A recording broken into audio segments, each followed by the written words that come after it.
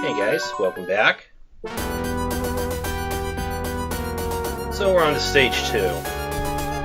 And you notice that rather than the whole game, it's rather unique. The whole game, rather than staying confined to Transylvania, we're pretty much traipsing all throughout Europe.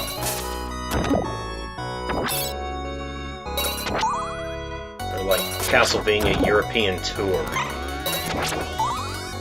So this is Atlantis Shrine in Greece. Of course, there's always got to be an Atlantis level. Kind of a neat effect there, what they did with the water there on the bottom half of the screen. This game did a lot of neat, pretty neat graphical things, considering that the Genesis wasn't quite as strong in that area as the Super NES. Same with the music. Again, the Super NES had a much better sound chip, but this game still has some really nice music. This song in particular, you might recognize it. They would remix this one later for Circle of the Moon. So we got this. We have to outrun the water here. It doesn't. Thankfully, the water doesn't kill you on contact like it does and seems to do in most Castlevania games, but John here still swims like a lead weight, and he'll take constant damage as long as he's submerged underwater. So we still want to stay ahead of it at all costs, but it's still easy to rush and take a lot of damage. These Minotaur guys. Okay, so for our mini-boss here, we got this sorcerer guy. Doesn't look like he's doing anything, but notice that he's making the room fill up with water. So you have to kill him quickly before he drowns you. But note that the mini-boss music hasn't stopped yet. And birds.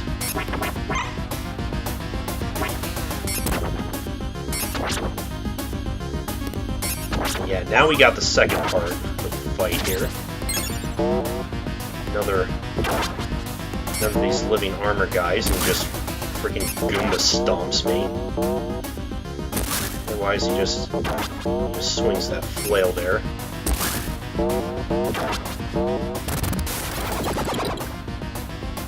But we're still not done. Now we got one with an axe.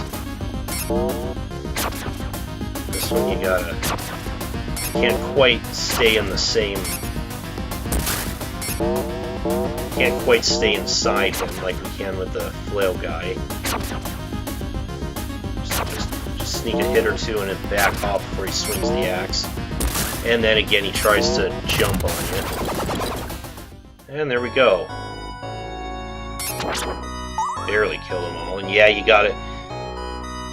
That's a tough part actually, because you got to kill all three of those mini bosses on one life.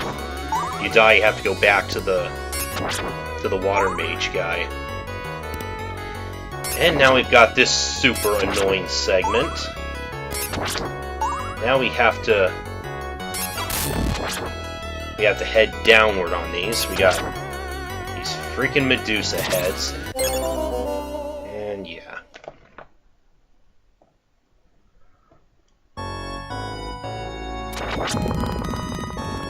They make everything a pain in the ass.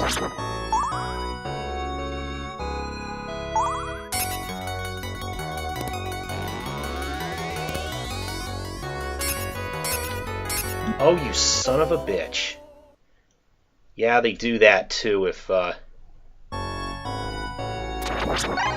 they knock you off and the screen hasn't scrolled down far enough, you still die even if there's ground under you. Like, okay, I thought I was dead, but notice I still took a lot of damage just from being submerged underwater. Wouldn't be a Castlevania without super drowning skills. You bastard. Okay. Let's try this again.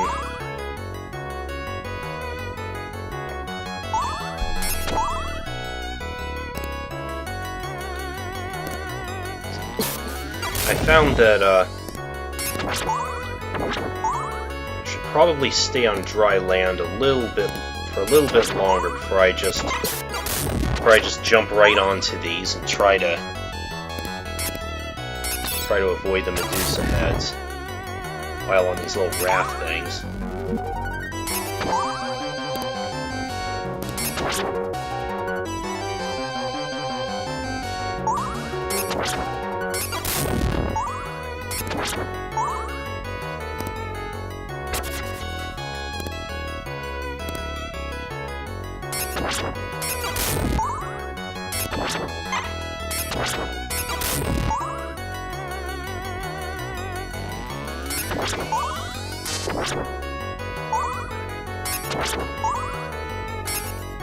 Oh, but we still got plenty more of this level.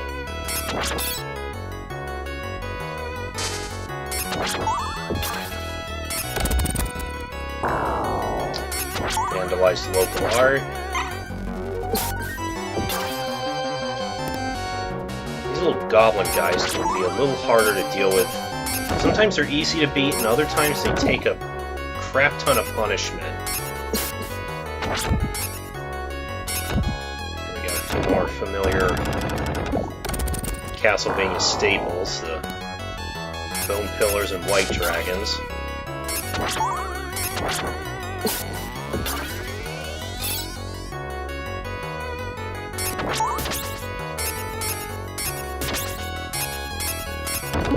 As usual, the bone pillars take a lot of hits to kill. Depending on their position, it can be hard to get past them without taking a few hits from their fireballs.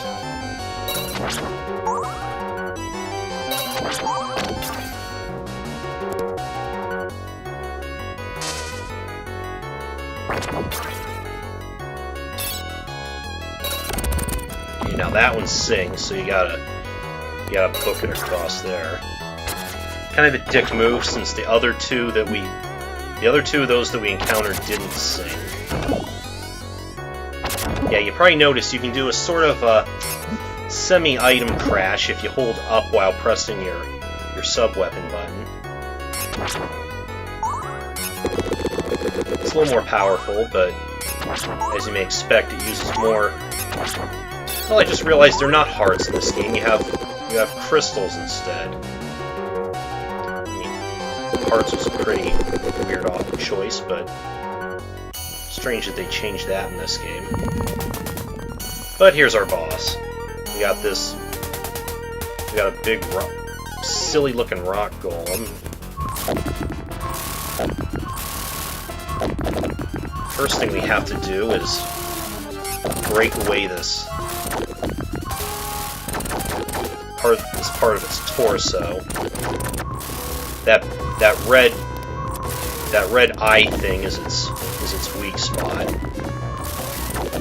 Hit it a few times with the axe, but then we have to break away its torso to get it down into whipping range.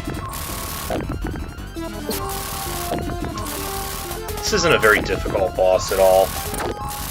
You really just have to avoid the rocks that fall, otherwise it's not too difficult to deal with.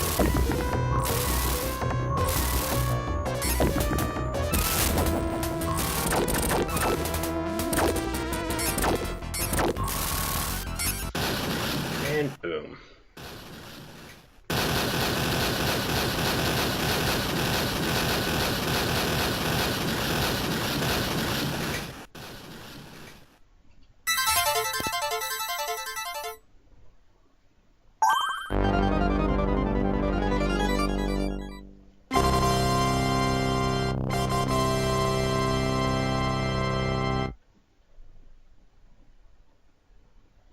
Okay, that's 2 stages down.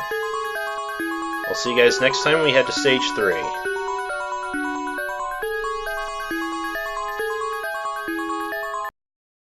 I'm playing a game.